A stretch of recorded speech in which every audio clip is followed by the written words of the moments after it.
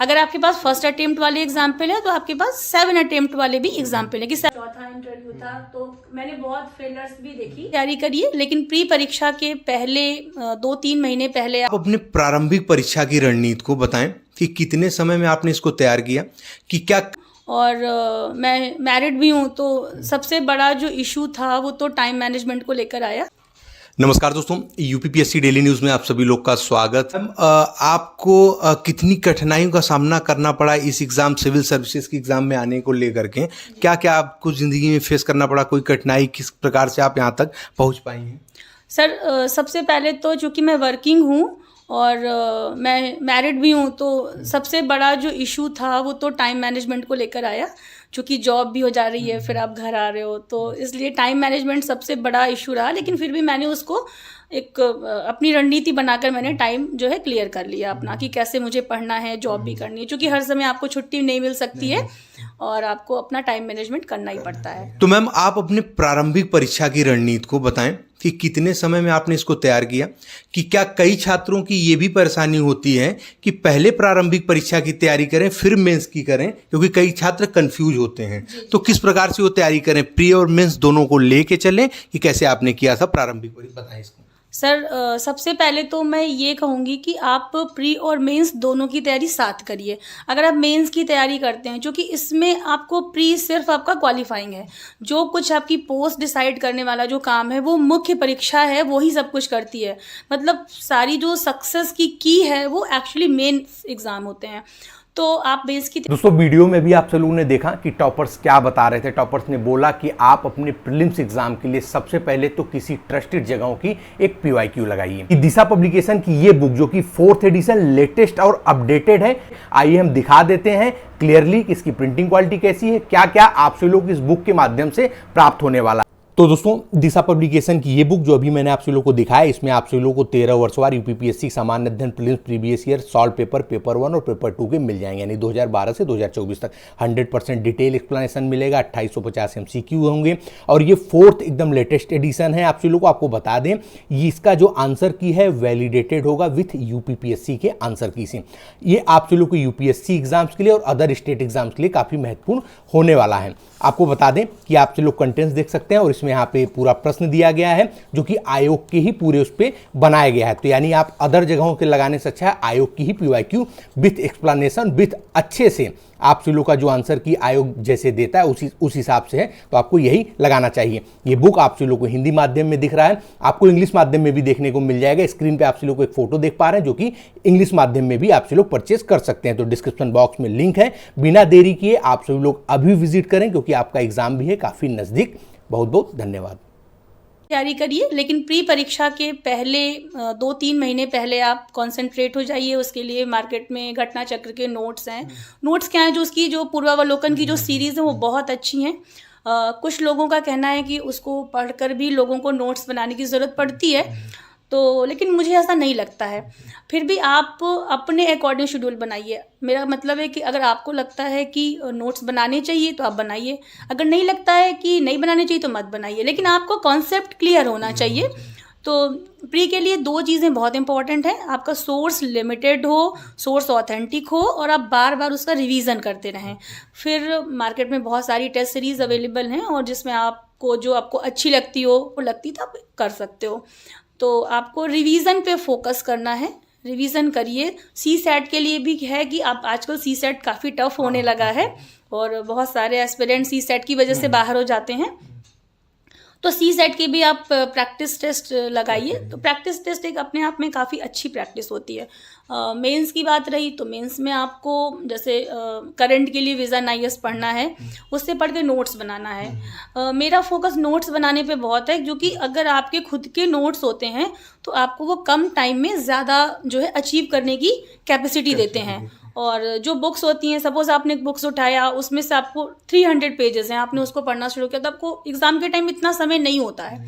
तो जब आपके खुद के नोट्स होते हैं तो आपको वो काफ़ी अच्छा लगता है और आप उससे काफ़ी अच्छा कर ले जाते हैं। आप उसको अपडेट करते रहिए करंट से। तो मैम, आपकी सफलता की जर्नी में किन लोगों का आपके जीवन में ज्यादा से ज्यादा योगदान रहा? घर वालों, दोस्त, यार, पति, किन किन लोगों का सबसे ज्यादा योगदान आपकी सफल जर्नी में रहा है? जी सर, जैसा कि हमेशा कहा जाता है कि एक सफल पुरुष के पीछे हमेशा एक स्त्री का हाथ होता है, लेकिन मेरी सफलता के पीछे मेरे पति का साथ रहा और बहुत उनका कंट्रीब्यूशन रहा, क्योंकि उन्होंने मुझे ना सिर्फ मोटिवेट किया बल्कि उन्होंने मुझे पढ़ने के लिए मेंस की परीक्षा में जैसे बच्चों को भी देखना संभालना, तो उन्होंने मुझे बहुत अवसर प्रदान किया। और मेरे माँ बाप का आशीर्वाद और मेरे घर वाले, मेरे फ्रेंड्स, भाई बहन, तो सभी का मेरे ऊपर सहयोग रहा। क्योंकि ये मेरा चौथा इंटरव्यू था, तो मैंने बहुत फेलियर्स भी देखी, लेकिन किसी ने अपना विश्वास जो है हटाया नहीं, मेरे ऊपर बनाए रखा कि नहीं आप कर सकते हो, आप करो। और ये एक बहुत बड़ी बात है। मेरे हस्बैंड ने भी मुझे कहा कि नहीं, आप तुम जितना टाइम वापस लगाने में आओगी, पढ़ाई बंद करोगी, उतनी मेहनत से तो तुम और आगे बढ़ जाओगी। उनकी बातें मेरे लिए एक बहुत ही बूस्टअप करने वाली साबित हुई, जिसकी वजह से आज मैं यहाँ पे हूँ। प्रारंभिक परीक्षा में करंट अफेयर को लेकर के आपने कैसे तैयार किया? करंट अफेयर कहाँ से आपने तैयारी की?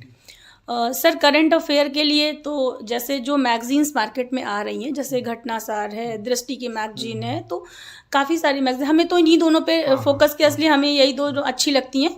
तो आप इनको रेगुलर, और विज़न IAS हो गया, तो आप रेगुलर इनको मंथली लेते रहिए और इनको पढ़ते रहिए। अब जैसे विज़न का है, काफ़ी मतलब वो हो जाता है, बड़ा हो जाता है, तो आप उसको जो इम्पोर्टेंट पॉइंट्स हैं वो आप नोट करते रहिए।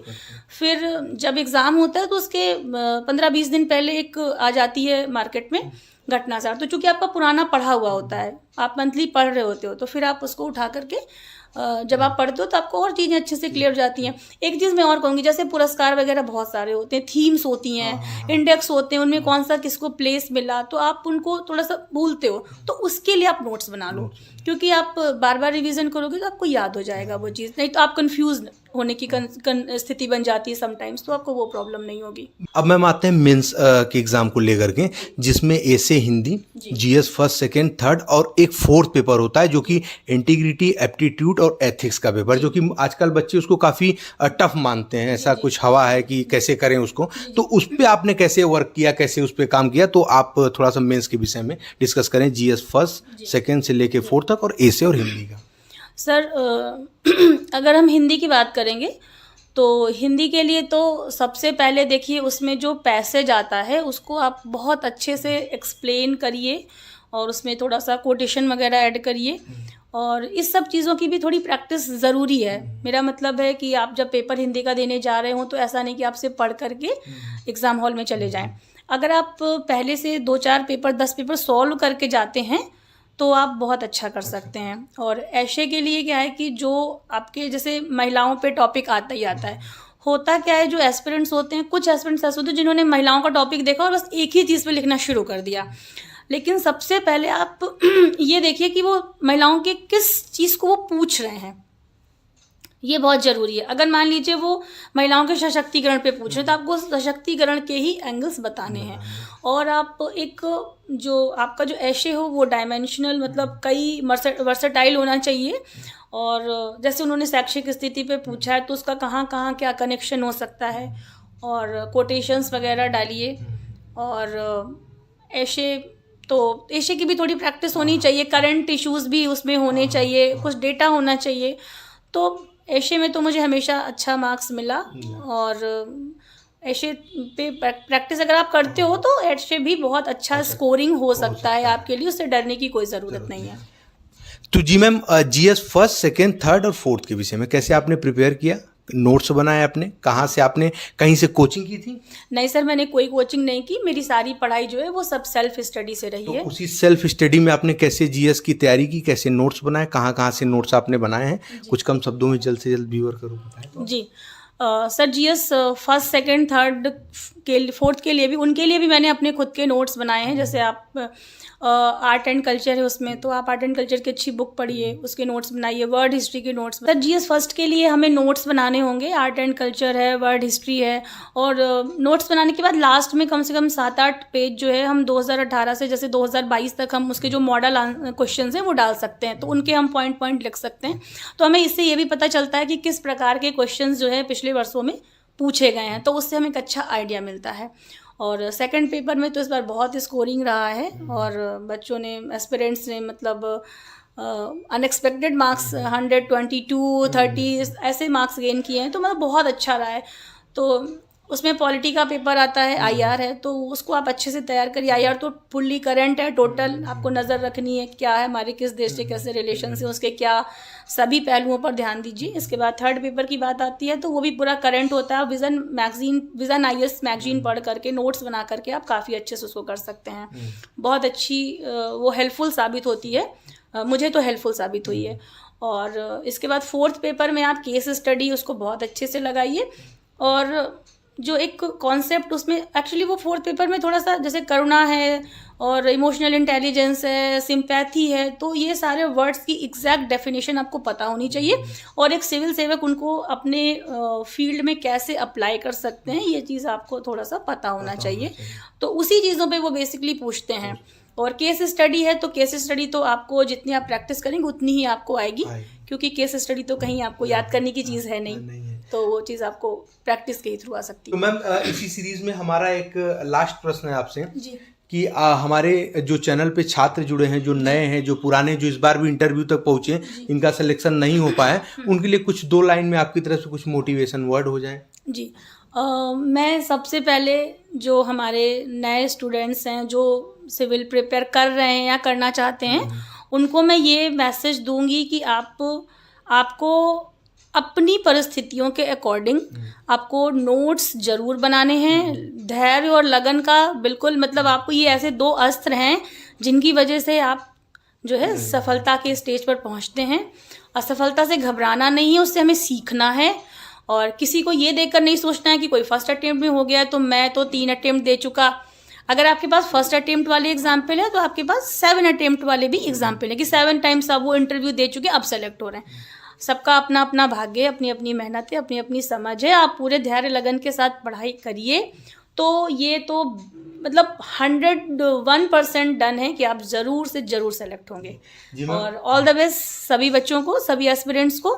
अपनी मेहनत बनाए रखिए, सफलता आपके पास ज़रूर होगी। जी मैम, आपका बहुत बहुत धन्यवाद कि आपने इतना कीमती समय हमारे चैनल के लिए दिया है और भविष्य के लिए आपको बहुत ढेर सारी शुभकामनाएं। Thank you so much sir, thank you so much. तो जी हाँ दोस्तों, जो भी चैनल पर नया रहे चैनल को सब्सक्राइब करने के साथ साथ बेल आइकन जरूर प्रेस कर दें ताकि उत्तर प्रदेश लोक सेवा आयोग और अन्य भर्ती विभाग तरफ से जो भी महत्वपूर्ण अपडेट हो आप सभी लोगों से मिस ना होने पाए। तब तक के लिए जय हिंद, जय भारत।